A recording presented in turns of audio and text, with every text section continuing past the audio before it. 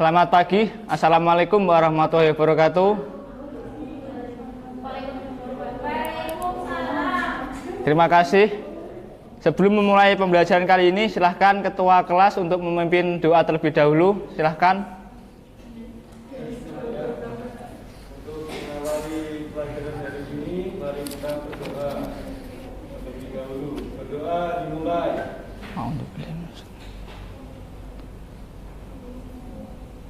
Amin. Terima kasih Mas Aan. Sebelumnya saya ingin absen terlebih dahulu ya.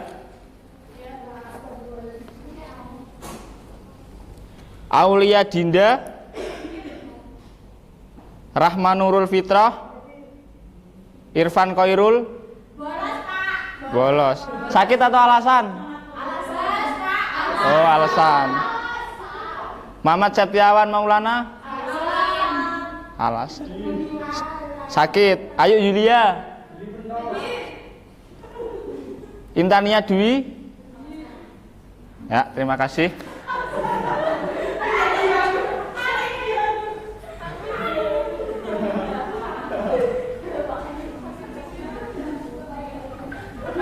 Saya mohon salah satu siswa untuk membantu.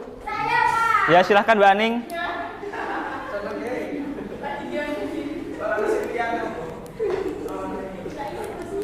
Silahkan. Pada pembelajaran kali ini kita akan membahas tentang atau mengenai teks berita. Ada yang tahu apa itu teks berita? Kalau belum tahu, geser Mbak. Lah, teks berita merupakan teks yang berisi segala peristiwa yang terjadi di dunia. Teks berita biasanya disebarkan melalui berbagai media seperti koran, majalah, radio, televisi, internet, ataupun media lainnya. Sedangkan menurut Eric Hepwood, berita adalah laporan pertama dari kejadian penting dan dapat menarik perhatian umum. Jadi pada intinya adalah berita itu adalah suatu kejadian yang diliput atau ditulis. Bentuknya bisa teks ataupun lisan melalui siaran televisi dan radio. Nah, adapun unsur-unsur teks berita yang disingkat Adik Simba, yaitu meliputi atau mencakup A.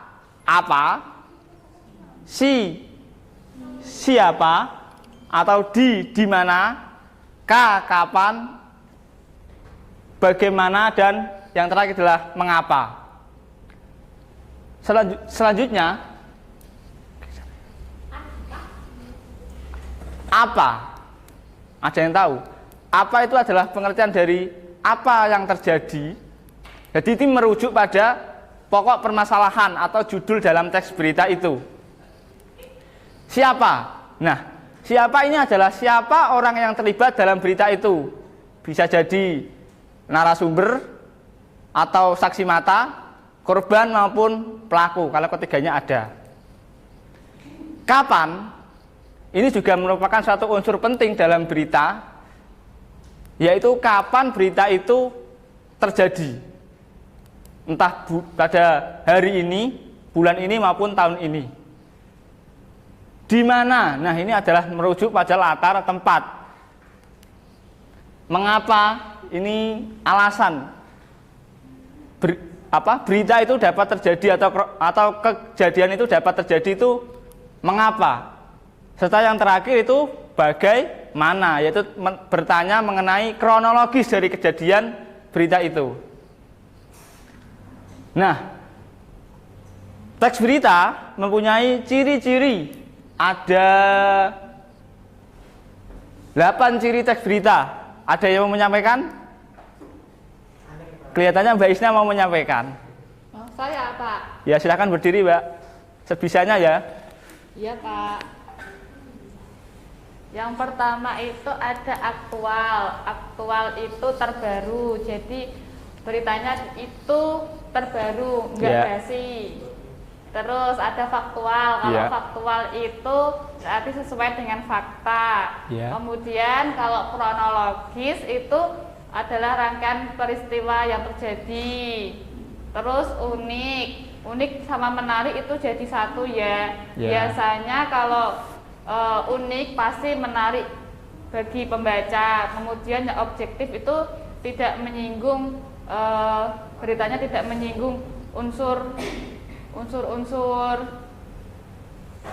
sara. Kemudian baku, bahasanya bersifat baku, jadi bahasanya formal, tidak menggunakan bahasa sehari-hari atau bahasa gaul. Kemudian komunikatif itu dapat disampaikan dengan baik atau nyambung. Ya, terima kasih Mbak Isna. Ya, seperti yang sudah disampaikan Mbak Isna tadi, saya akan sedikit menambahi tentang penjelasannya. Yang pertama adalah aktual. Ciri berita yang pertama itu aktual. Apa artinya aktual? Aktual adalah berita tersebut baru terjadi atau hot news, masih menjadi perbincangan khalayak umum. Selanjutnya adalah faktual. Jadi berita itu ditulis harus berdasarkan fakta yang ada, jangan mengada-ada. Kalau berita itu mengada-ada, nanti itu berita menjadi berita hoax atau berita bohong. Nah, pintar. Kronologis.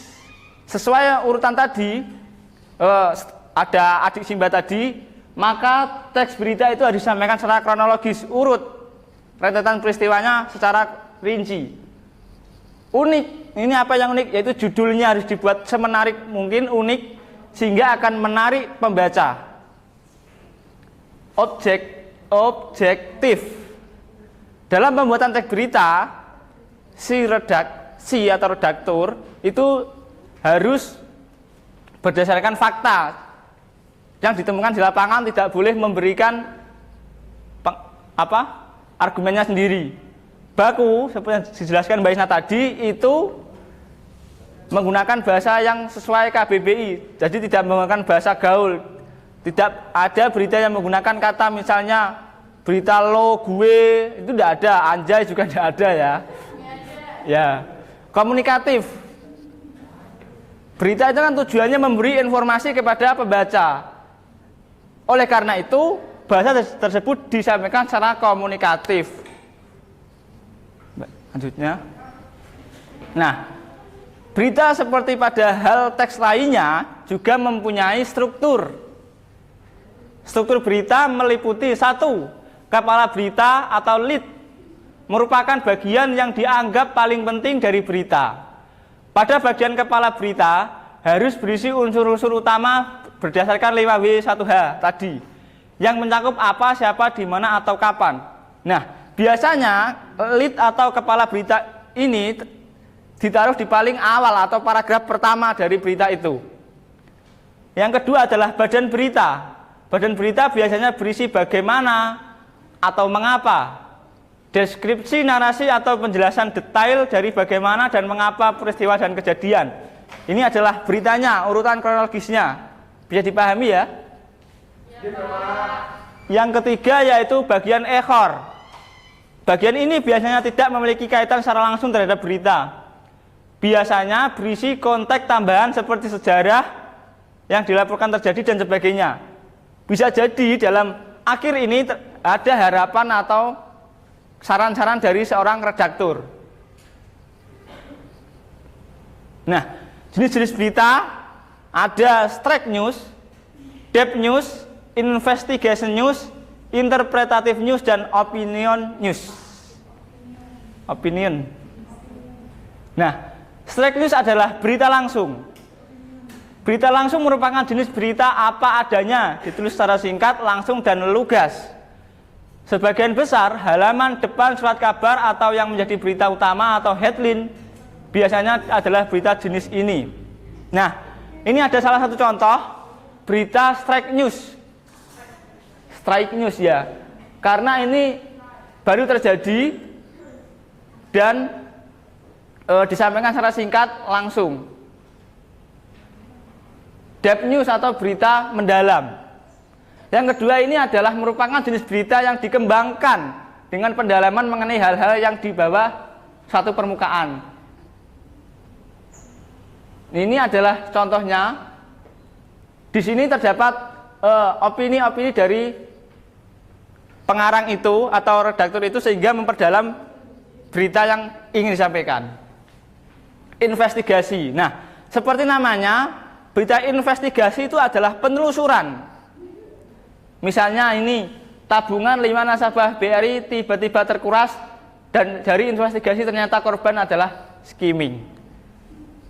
Berita ini mengupas bagaimana investigasi yang dilakukan oleh seorang redaktur atau peneliti dan dimuat dalam sebuah berita, dan berita itu dinamakan investigasi atau berita penelusuran. Bakso burak itu masuk investigasi? Iya, masuk. Kalau diteliti bakso burak terbuat dari apa dan siapa pembuatnya, nah itu nanti masuk ke berita investigasi news. Lanjut. Ya.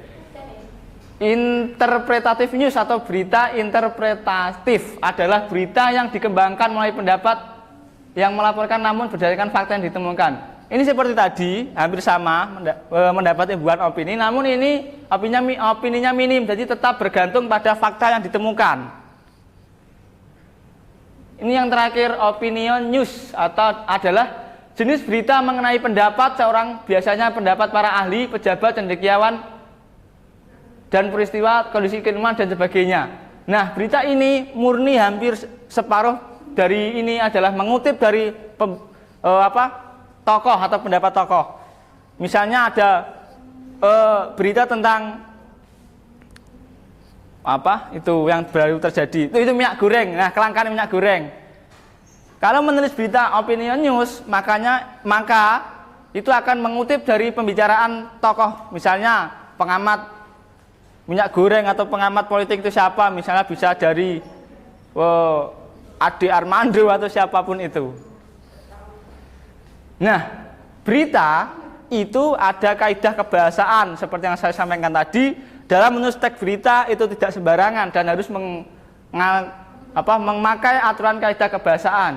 Yang pertama adalah verba transitif, merupakan verba yang dapat diubah ke bentuk pasif.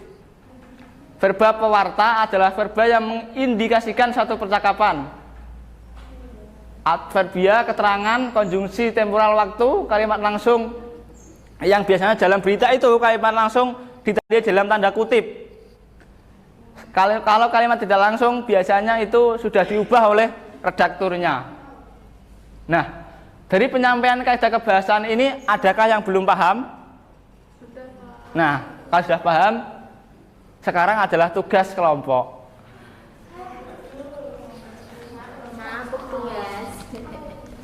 Saya akan membagi kelas ini menjadi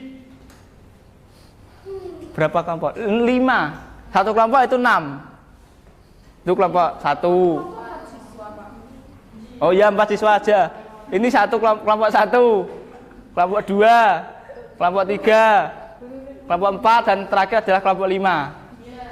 Nah, materinya akan saya kirimkan di WhatsApp atau bisa mengisi dengan kode itu ya. Itu kodenya ada 7XMOVCP. Ya, bentar. Nah, sudah ya. Bisa masuk ke Google Classroom. Perwakilan tidak apa-apa satu kelompok, nanti dalam pengerjaan ditulis nama kelompoknya. Apa? Udah. Bentar.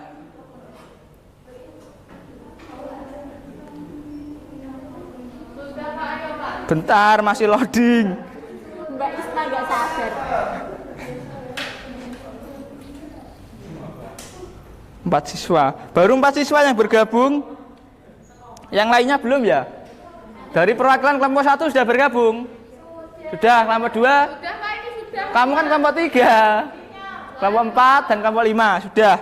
Nah, di sini ada teks berita mengenai epidemiolog sebut PSBB transisi hanya pelengkap penanganan COVID. Nah, dari judul ini sebelum masuk ke soal, tadi yang saya sampaikan ini termasuk berita apa? Enggak, maksudnya jenisnya. Berita itu, Pak. Apa? Ya. Tapi jenis Tapi di sini juga ada kata epidemiolog, sehingga bisa dikatakan juga berita opinion news. Itu ya. Nah, di bagian bawah itu ada tugas, yaitu mencari unsur 5W 1H. Nanti saya acak yang menyampaikan dari kelompok berapa, silahkan maju ya. Silahkan, saya kasih waktu 5 menit dari sekarang. Sudah, Pak.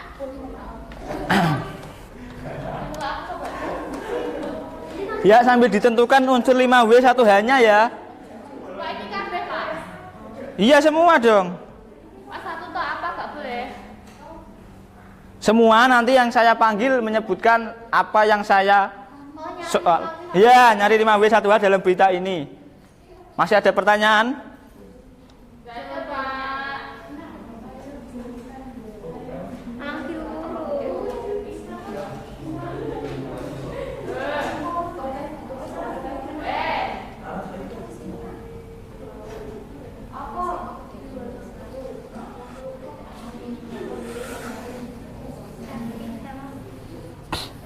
Silahkan dikerjakan ya. Gimana ini kelompok 3? Ya. Kelompok 1? Sudah. Kelompok 2, kamu untuk kelompok 2. 1 ini. Oh. Jadi kelompok ini sudah. Sudah ya? Apa? Iya, isinya di Google. Nanti diketik, ditulis di kolom komentarnya ya. Itu di bawah kan ada kolom komentar. Nah, itu nanti diisi di situ.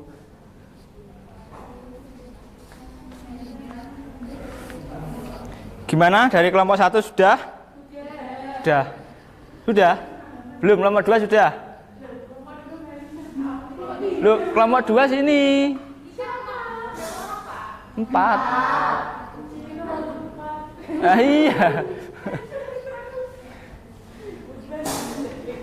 Kalau kelompok 2 sudah, silahkan memaparkan unsur. Belum. Nah, katanya sudah. Belum. Ini yang serius kelompok B ini sudah. Sudah, Mbak. Oh, gitu ya.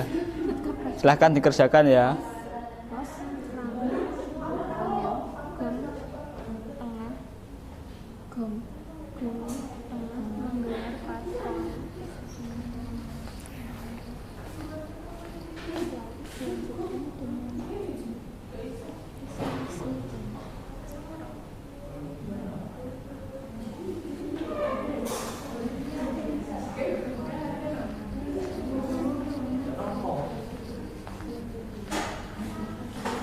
Masa durung? Lama banget ya.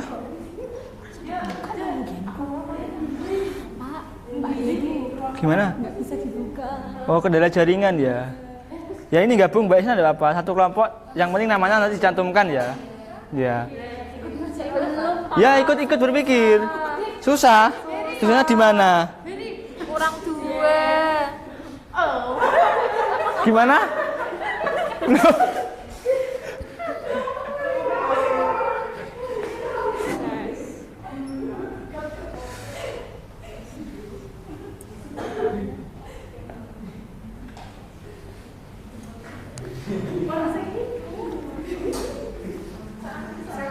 Kelompok kelihatannya kelompok 2 sudah selesai. Iya, gimana?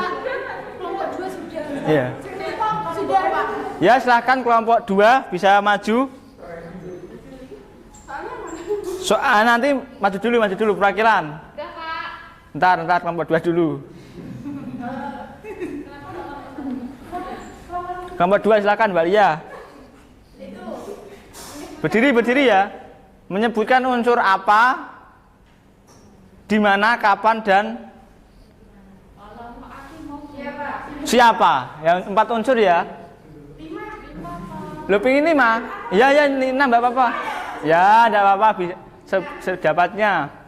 Kata itu unsur apa? PSBB transisi hanya pelengkap penanganan. Ya. Lalu di mana di provinsi DKI DKI Jakarta. Ya. Kapan? Pada Selasa tanggal 8 Desember 2020. Siap. Sudah. Cukup saya terlempar ke kelompok 3. Apa Pak ini? Unsur why dan how, mengapa dan bagaimana. How. Sabar ya. Dalam berita epidemiolog sebut ekspektasi hanya pelengkap penanganan COVID-19. Ya. Unsur bagaimana yaitu Ya.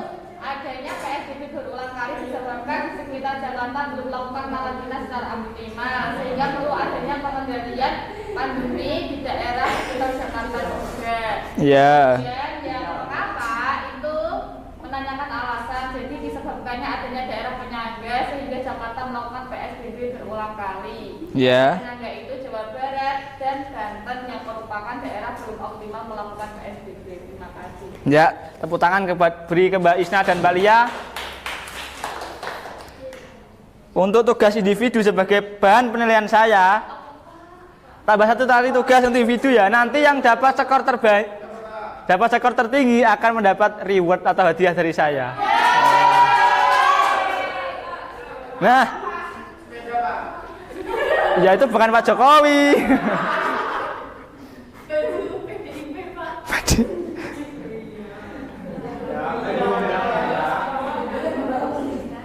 Nah, di situ ada link, silakan diklik. Saya memakai ini ya apa? Huia. Ini adalah portal online soal online dari platform Google. Huia.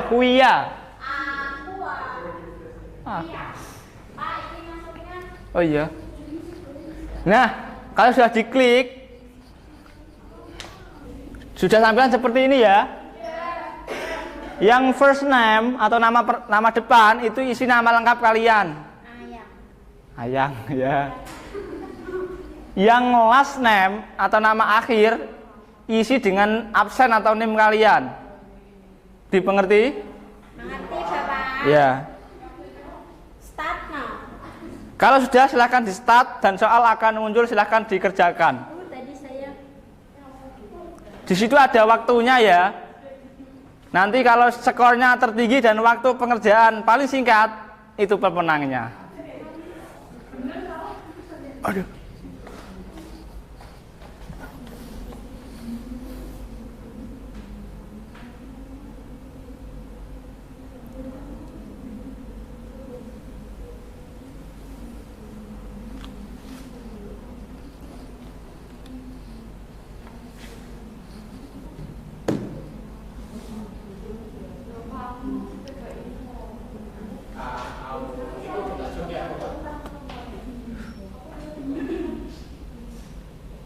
ya Sarah Roro.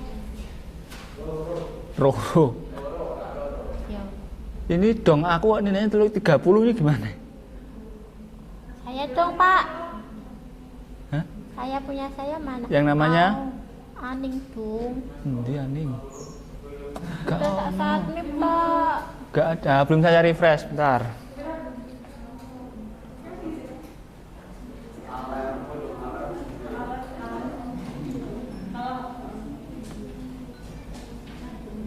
Cukup.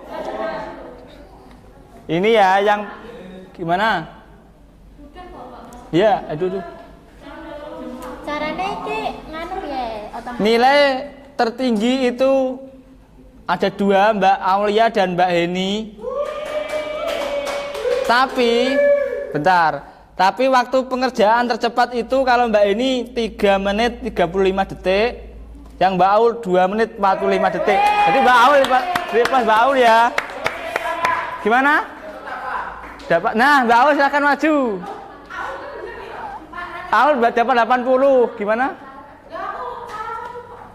Salah satu. Namamu siapa? Oh, alah. Refresh.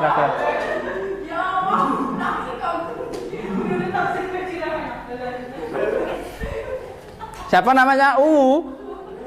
Woi, tapi 5 menit waktunya.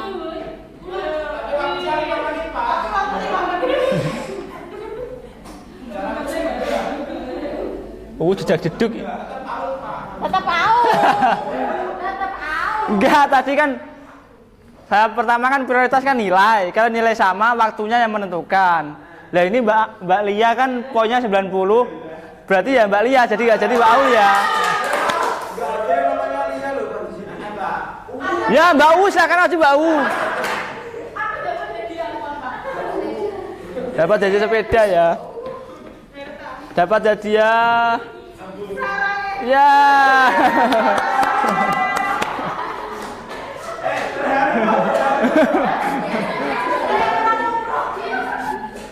Nah, pembelajaran pada hari ini tentang teks berita saya kira cukup ya. Tadi ada apa? Adalah teks berita adalah teks tentang laporan tentang kejadian yang ditulis secara kronologis ya. Unsurnya meliputi 5W1H. Nah, jenisnya ada strike news, deep news, investigation news, yang satu opinion news ya. Terima kasih. Mbak Aning silakan kembali ke tempat duduknya.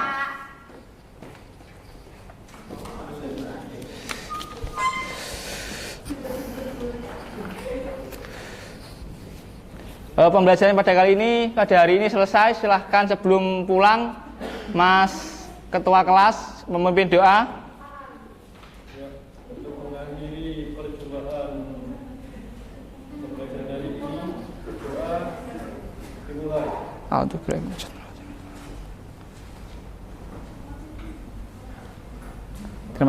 Terima kasih. Pesan saya tetap jaga kesehatan ya, patuhi 3M, pakai masker, menjaga jarak dan mencuci tangan. Kurang lebihnya saya mohon maaf. Wassalamualaikum warahmatullahi wabarakatuh.